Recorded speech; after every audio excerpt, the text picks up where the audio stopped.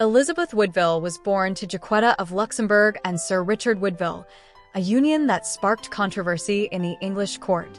Jaquetta, a noblewoman of high birth and the widow of the Duke of Bedford, uncle to King Henry VI, was expected to seek royal permission before remarrying.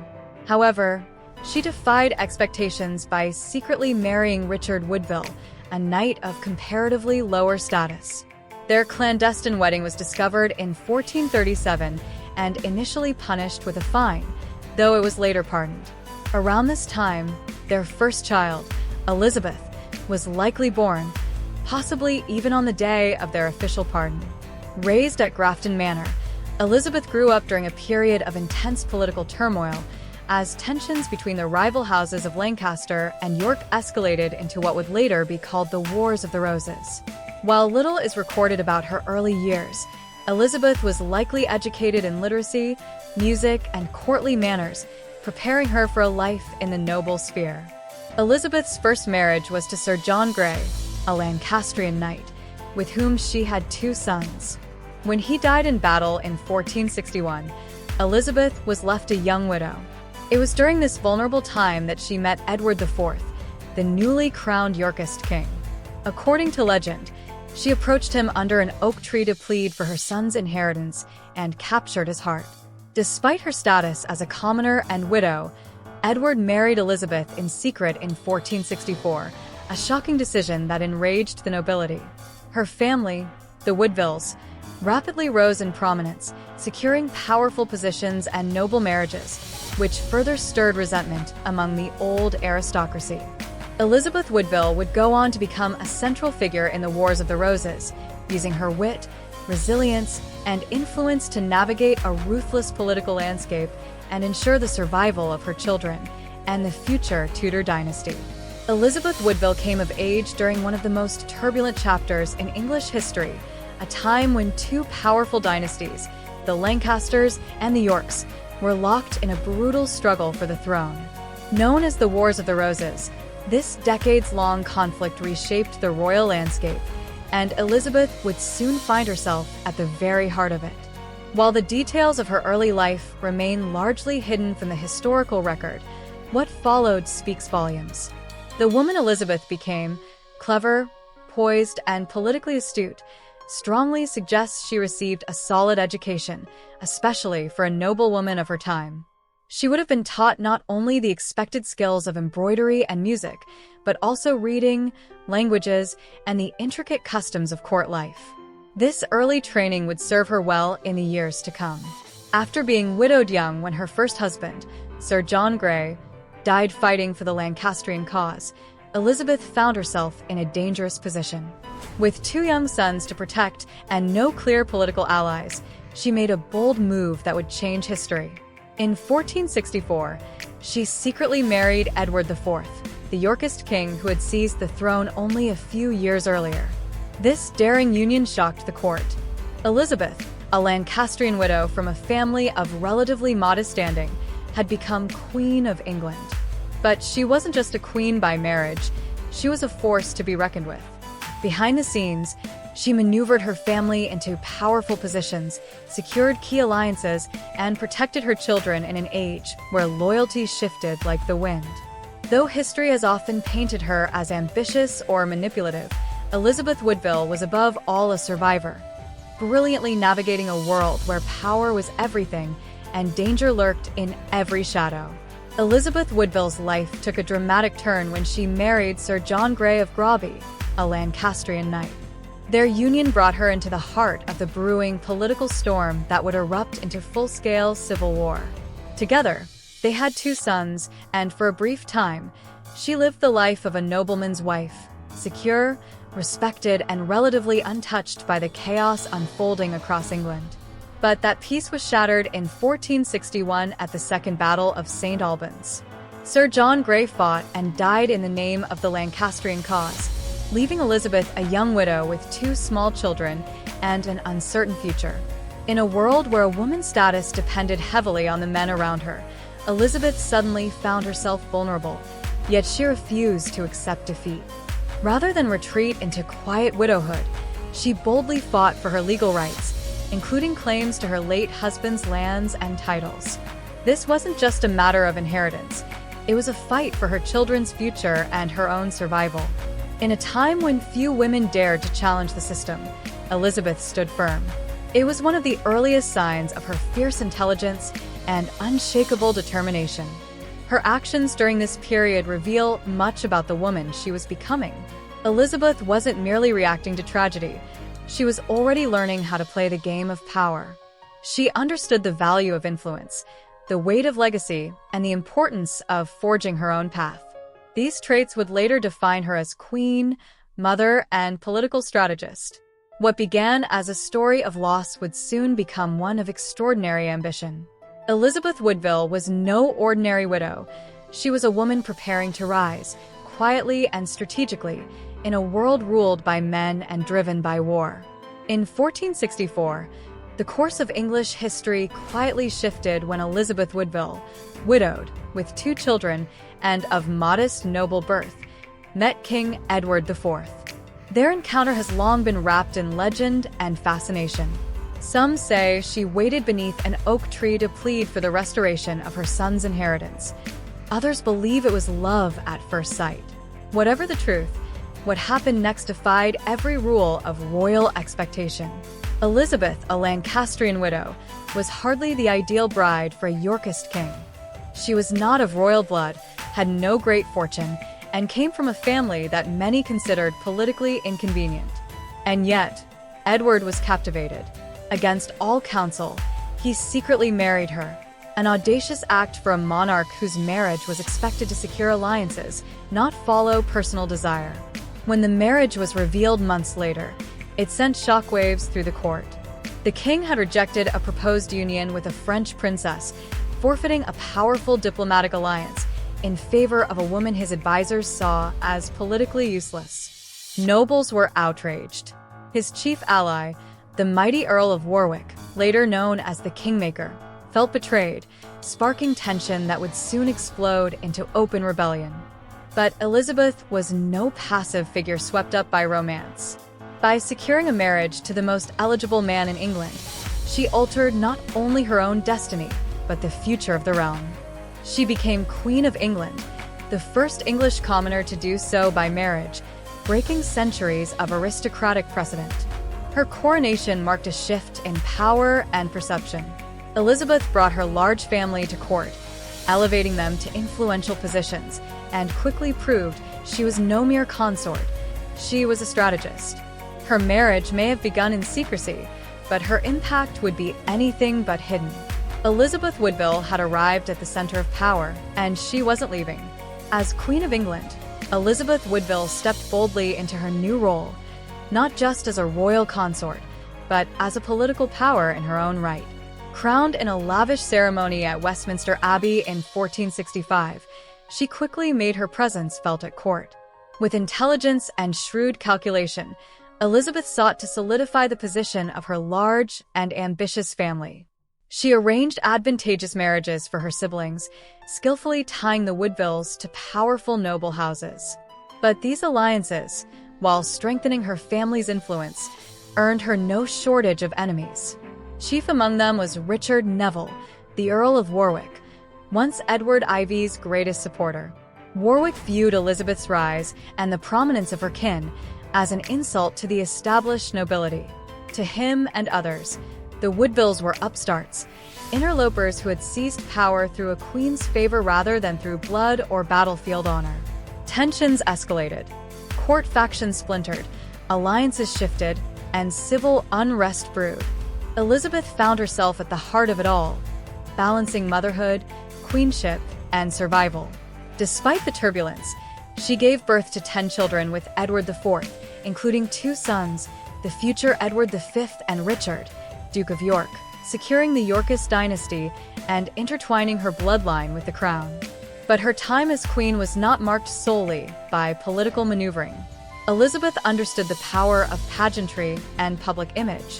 She played the role of queen regally, dressed in rich fabrics, led religious foundations, and sponsored artistic works, projecting an image of piety and majesty that helped win her the loyalty of many subjects. Still, The threats were real and ever-present. Court intrigues and shifting loyalties meant that Elizabeth constantly had to defend her position and that of her children. She was not simply a figurehead, but a survivor navigating one of England's most dangerous periods. Her queenship was forged in fire, defined by cunning, courage, and fierce maternal instinct. Elizabeth Woodville was far more than just a king's wife. She was a force unto herself. In 1470, Elizabeth Woodville's world was turned upside down. A powerful rebellion, led by the Earl of Warwick and Edward Ivy's own brother, George, Duke of Clarence, forced King Edward to flee England. Left behind and vulnerable in a hostile capital, Elizabeth, pregnant and in danger, made a bold and desperate choice. She sought sanctuary in Westminster Abbey, the Sacred Heart of London. There, surrounded by the echoing stone walls of the abbey, Elizabeth gave birth to her first royal son, the future Edward V. The birth of a prince in such uncertain times was a symbol of hope for loyal Yorkists and a powerful reminder of the Queen's resilience. With only a few trusted allies at her side, she protected her children and upheld the dignity of the crown, even as her enemies sought to dismantle it. For months, she remained cloistered in sanctuary, isolated from court, not knowing whether Edward would ever return. But in the spring of 1471, fortune turned. King Edward IV launched a dramatic comeback, returning from exile with a loyal army. In a series of swift and decisive battles, he crushed his enemies. Warwick was killed at Barnet, and the Lancastrian Prince of Wales died at Tewkesbury. Edward reclaimed the throne, triumphant.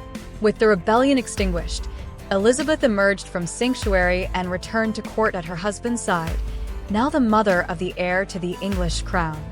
Her survival through political chaos and her unwavering determination to protect her children won her admiration and strengthened her influence at court. This chapter of Elizabeth's life revealed not just her courage, but her extraordinary ability to endure the storm of civil war. She wasn't just surviving history, she was shaping it one bold step at a time. From sanctuary to throne, Elizabeth Woodville proved she was no ordinary queen. In April 1483, King Edward IV died suddenly, leaving behind a fragile kingdom and a 12-year-old heir, Prince Edward. His widow, Elizabeth Woodville, was thrust once again into the heart of political chaos. As factions vied for control, Edward's brother, Richard, Duke of Gloucester, was named Lord Protector. But instead of safeguarding his nephew, Richard seized the throne for himself, becoming Richard III. Sensing danger, Elizabeth acted swiftly. Fearing for her children's lives, she sought sanctuary once more in Westminster Abbey, her second refuge in a time of turmoil. There, surrounded by loyal supporters, she sheltered her remaining daughters and her youngest son, Richard of Shrewsbury, Duke of York. But under immense pressure and persuasion from Richard III's allies, Elizabeth made a harrowing decision. She released young Richard into his uncle's custody, reuniting him with his older brother, Edward V, who was already held in the Tower of London. It was a heartbreaking choice, one that would haunt history forever. Shortly afterward, both princes vanished without a trace. The disappearance of Edward V and Richard of Shrewsbury, the princes in the Tower, became one of the greatest unsolved mysteries in British history. Rumors of murder, betrayal, and political cover-ups spread rapidly. Many believed Richard III was responsible, others pointed fingers in different directions. But the truth remains lost to time. Elizabeth's world crumbled. She had lost her husband, her crown, and possibly her sons. Yet, even in grief, she was not defeated. Her instinct to protect her family endured. Behind the scenes, she began quietly aligning with the exiled Lancastrian claimant, Henry Tudor, a move that would ultimately change the course of England forever. Once again, Elizabeth Woodville found herself at the center of power, conspiracy, and survival, where a mother's love could shape the fate of a nation. In the shadow of heartbreak and political betrayal, Elizabeth Woodville made a bold and strategic move. With her sons, the princes in the Tower, presumed dead, and Richard III on the throne, she turned to the only hope for justice and restoration, Henry Tudor, a distant Lancastrian claimant in exile. Though once her enemy, Henry Tudor now represented a chance to end the bloodshed between the houses of York and Lancaster. Elizabeth offered him her most precious bargaining chip, her eldest daughter, Elizabeth of York. In exchange for her support, Henry promised to marry the York princess and unite the rival houses. It was more than just a marriage proposal. It was a vision of peace after decades of war. Their alliance wasn't just symbolic, it was a masterstroke of political survival. Elizabeth knew that her daughter's union with Henry could legitimize his claim, soothe Yorkist fears, and strengthen Tudor ambitions. Behind the scenes, she rallied support, carefully positioning her family to return to power under a new, united dynasty. In 1485, her gamble paid off. Henry Tudor landed in England and defeated Richard III at the Battle of Bosworth Field. The Plantagenet reign ended in bloodshed, and a new era began. Henry was crowned King Henry VII, and just months later, he married Elizabeth of York, fusing two bitterly opposed bloodlines into one. This marriage birthed the Tudor dynasty, and from it would come some of England's most iconic monarchs. But none of it would have happened without the calculated foresight of Elizabeth Woodville, a woman who had lost everything and still found a way to shape history. Through tragedy, sanctuary, and silent resistance, she helped bring an end to the Wars of the Roses, not with a sword, but through strategy and motherhood. Her quiet strength laid the foundation for a united England, and her legacy would echo through the reign of her grandson, Henry VIII. After Henry VII's stunning victory at the Battle of Bosworth in 1485, a new era dawned for England, but not all former queens retained their power in the changing tide. Elizabeth Woodville, once the formidable queen of Edward IV and mother of Elizabeth of York, gracefully stepped out of the political spotlight. Though instrumental in helping secure Henry's throne through the marriage alliance with her daughter, Elizabeth was quietly removed from court life. Whether this was her own choice or a careful decision by Henry to consolidate power remains a subject of debate among historians. Nonetheless, she was treated with courtesy and dignity, befitting her status as the Dowager Queen and mother of the new Queen Consort. Elizabeth was granted a generous pension and settled at Bermondsey Abbey, a quiet and elegant residence by the Thames. Though far from the noise and ambition of court, she was not banished in disgrace. Her residence was comfortable, and she remained in touch with some family members. Yet it was clear her political influence had waned. Many of her lands and titles were transferred to the new queen, Elizabeth of York, signaling a generational shift and the solidification of the Tudor reign. At Bermondsey, Elizabeth lived the final years of her life in reflection. She had seen glory, scandal, rebellion, and tragedy, and helped birth a dynasty that would rule England for over a century. Though her retreat from court may seem like a quiet end, it was in fact a graceful exit from a life filled with extraordinary highs and heartbreaking lows. She died in 1492, largely away from public view, but her impact on England's royal lineage was undeniable. Through her daughter, Elizabeth Woodville became the grandmother of Henry VIII and great-grandmother to Elizabeth I, anchoring her legacy firmly in the heart of England's most iconic royal era. Elizabeth Woodville passed away on June 8, 1492, in the quiet sanctuary of Bermondsey Abbey, far from the splendor of court life, where she once held immense influence. Her death marked the end of a dramatic and often controversial chapter in English royal history. Public opinion about Elizabeth has always been divided. Some saw her as a shrewd, ambitious woman who used her beauty and wit to rise from commoner to queen, accusing her of orchestrating advantageous marriages for her family and manipulating the crown for personal gain. Others viewed her as a loyal wife, a devoted mother, and a woman of resilience, navigating a treacherous political landscape during one of the most unstable periods in English history. Regardless of how she was perceived, her influence is undeniable. Elizabeth Woodville was the first English-born queen consort in over a century, and her secret marriage to Edward IV forever changed the expectations of royal unions. She endured the loss of a husband, the disappearance of two sons, the infamous princes in the Tower, and the rise of a new dynasty through her daughter's marriage to Henry VII. It was Elizabeth's alliance with Margaret Beaufort, Henry Tudor's mother, that ultimately helped end the Wars of the Roses. Their agreement to unite the rival houses of York and Lancaster through the marriage of Henry VII and Elizabeth of York set the foundation for the Tudor dynasty. Without Elizabeth Woodville, there would be no Tudor Rose, no Henry VIII, no Elizabeth I, and no golden age of English history as we know it. Though she spent her final years away from the political stage, Elizabeth's legacy lived on. Her bloodline flowed through monarchs who would reshape England's religion, culture, and power. From commoner to queen and mother to a dynasty, Elizabeth Woodville's story is one of ambition, survival, and enduring impact. Love her or loathe her, she played the Game of Thrones and left her mark on history forever.